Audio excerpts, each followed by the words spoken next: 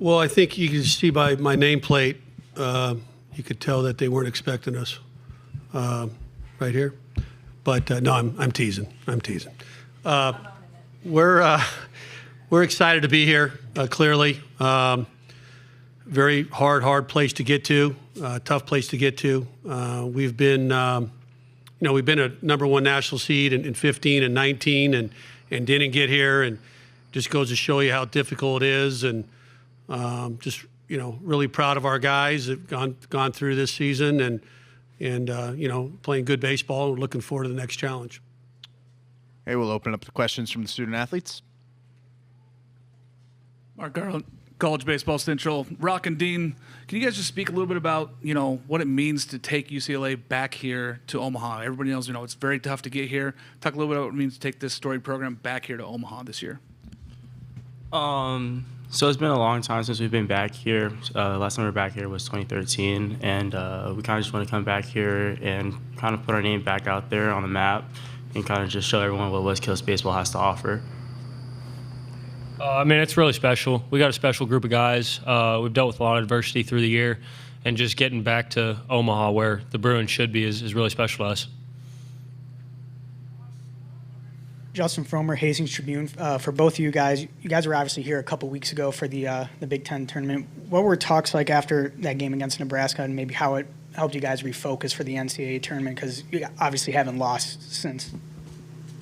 Coach made a good point after the game that we can use this game and that weekend out in Omaha in the Big Ten tournament is only going to be useful if we make it useful. So just, understanding the park, getting a taste for what Omaha is, and just being hungry to get back here was the main thing. Yeah, I thought Rock nailed it. There's always something you can take from each game. It's just dependent on kind of just what you want to take out of it and kind of just attack each day with that same intent.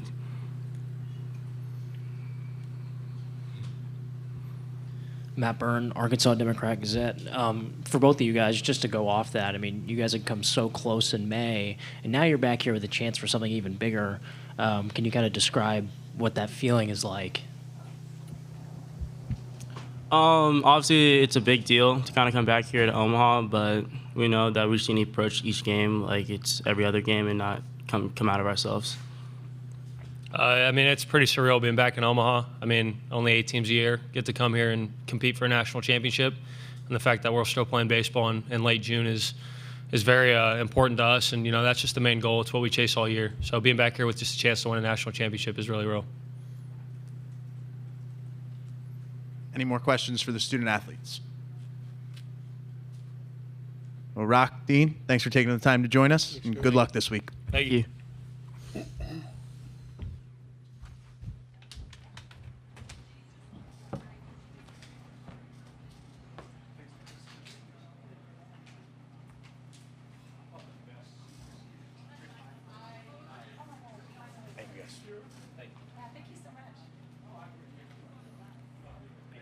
Okay, now we will open it up to questions for Coach.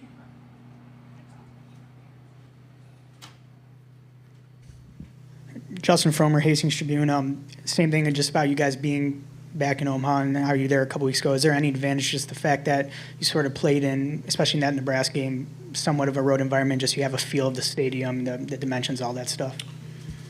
Yeah, I think it is. I think we're the only team that's been here. Right, this is the first time forever that the 8 teams last year are not back, so that means there's a bunch of new faces. So the fact that we played a week-long tournament here, I think, is an advantage. Just in terms of the hotel, practices. We played Illinois, we played Michigan, played Iowa, played Nebraska in front of a 15,000. I thought we could, like Rock said, we could use that environment, to our advantage. We haven't lost since that game. So in many ways, I think we can't get too comfortable, right? I told the guys it's not about getting comfy here and losing that edge that we have right now. So I think at the end of the day, baseball's baseball. That's what's great about our team. We like to play anywhere, anytime against anybody. And, I think they'll just treat it like, another game. But at the same time, I have to say that being here for a whole week in Omaha and seeing where you want to go, right? A lot of teams talk about Omaha, but it's, they hadn't seen it. And we had the advantage of seeing it and loving it and wanting to get back to it. So at the end of the day, I got to believe that we could use that to our advantage. Mark Garland, College Baseball Central. Coach, can you just speak a little bit about what Rock has meant for this team, growing as a leader and his offense and defense? I mean, he's been great in all aspects this year, it seems. He really has. I mean, he's as good as players we've had, and we've had some monster players. We've had 30 major leaguers, so I think he's gone on the path of that route. He's just a winning kid. His feel for the room, his feel for his teammates, his feel for games, his IQ, his baseball IQ is extremely high. We had one of the best American shortstops over the last 15 years in Brandon Crawford. He was a phenomenal shortstop. He reminds me of him on the defensive side. They love playing defense. They love being the quarterback. They love handling that 9-on-1, proposition. And you just don't see many guys that are defensive players of the year that are also the player of the years. That goes back to, special guys, over 20 hit by pitches, walks, just playing the game. He just plays the game to win. So I think it just rubs off on other guys. It takes the selfishness kind of off some guys and gets them unselfish. And at the end of the day, he's just a winning player. He's been very loyal to UCLA. He played third base last year, hit over 300, had a good freshman year, but at the same time, he's a true potential major league shortstop. And, we're lucky to have him, but he certainly is one of the guys. I mean, he's a leader, but at the same time, he's a true Bruin. And at the end of the day, all he cares about is winning.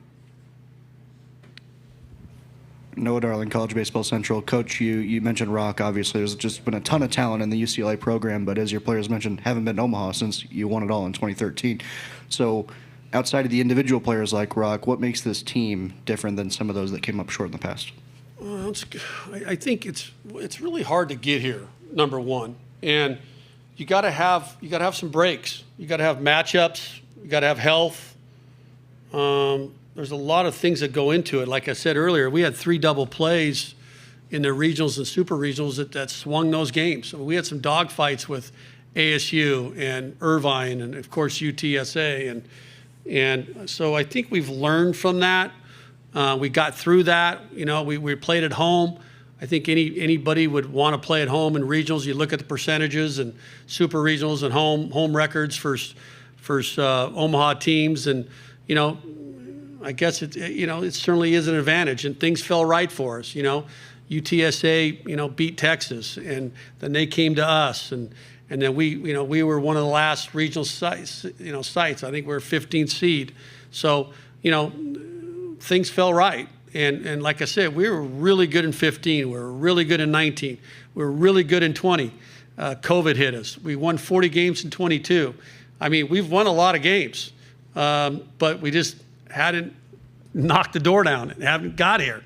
And sometimes that's how people judge you. And that's how major league teams are judged by playoffs. They're judged by getting to the World Series. Some of them have really good years. But, at the end of the day, it's about playing here, like Rock said, playing in the middle of the country in the middle of June. And, we got here. And the one thing, too, is I don't consider us a young team. We've had, you can talk about our youth. We have a lot of sophomores. 37 of our 40 players are homegrown players. They're all recruitable players.